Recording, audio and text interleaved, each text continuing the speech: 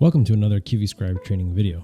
In this video, we're going to cover the summary, dashboard, and quality analysis sections of QVscribe's web client version. The UI is the same on any supported web-based platform. Let's jump right into the first view after opening QVscribe within your requirement management tool. You're greeted with a summary dashboard. It has to be one of my favorite views as it gives you so much meaningful information about the requirements within your document in a very compact view. So let's go over what's in front of us. At the top, we have the title of the document you are working on. Next, we have the quality score summary. This shows you how many requirements are in each score category. It also shows you what percentage of requirements in that category against the total amount of requirements. Lastly, there is a risk level associated with the correspondence category and possible paths to fix those issues. In addition, there is another view within the quality score summary called Score Breakdown, and that can be accessed by clicking on the button at the bottom of the quality score summary section. This will then show you a breakdown by problem type, which gives you more insight into your document even faster. Next are quality warnings. In this section are all the found warnings within the document categorized, with the amount found for each and a corresponding percentage.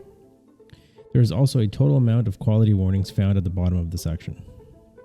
Before moving on to the next section, I have to mention a quick reminder that the percentage amount may not add up to 100% because there might be multiple warnings on a single requirement. It is only based on the occurrences of each quality issue within the analyzed requirements.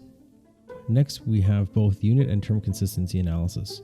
Each one shows the number of found possible issues to be reviewed. More on consistency analysis in a future video. And all the way to the right side, we have the overall score and other analysis tabs. And at the bottom of that section, we have the Create Report button. Clicking on almost anything in this view will provide more detail on the item you clicked on. For example, if we click on the requirements that scored 1 out of 5, it will show us all of those requirements. This view is called Quality Analysis. Here we have a list of IDs, requirements, their corresponding score, and if any warnings are present on each requirement. At the top of this view, you can see the number of requirements analyzed and the number currently shown. This will change as you filter the list by using the drop-down selector. You can filter by scores or problem types.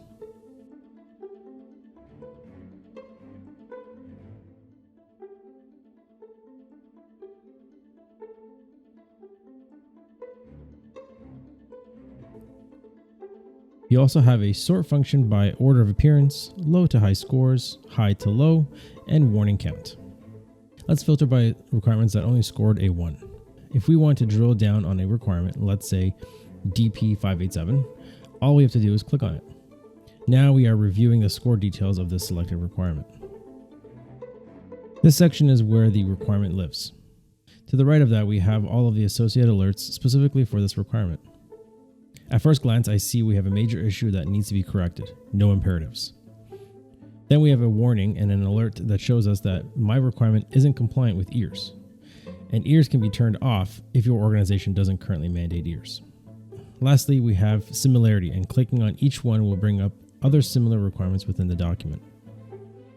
On the far right of this view is the requirement score and count of the alerts in each category.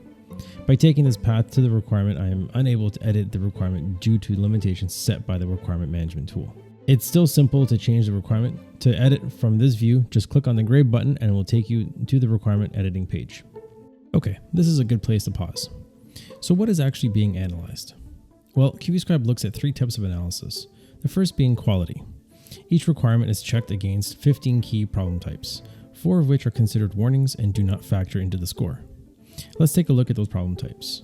They are split into 2 sections. Problem types that affect your score and problem types that are considered warnings and have no effect on your score. The list is comprehensive and aligns to the Incozy guide for writing requirements.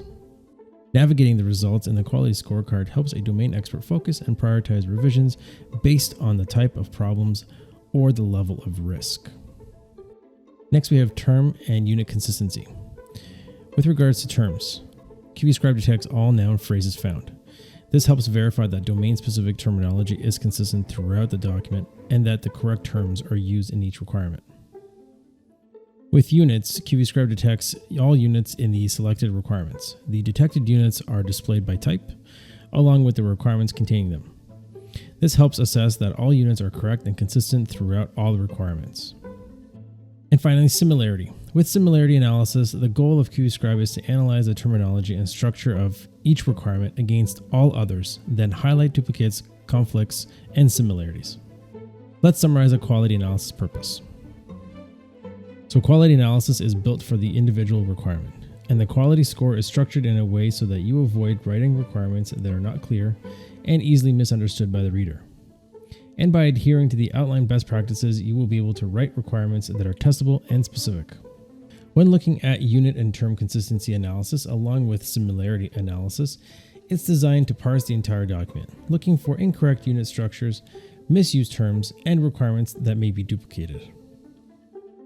Well, that concludes this portion of getting to know QVscribe. Join me in the next video where I take a deeper look into the scorecard and scoring mechanics of QVscribe.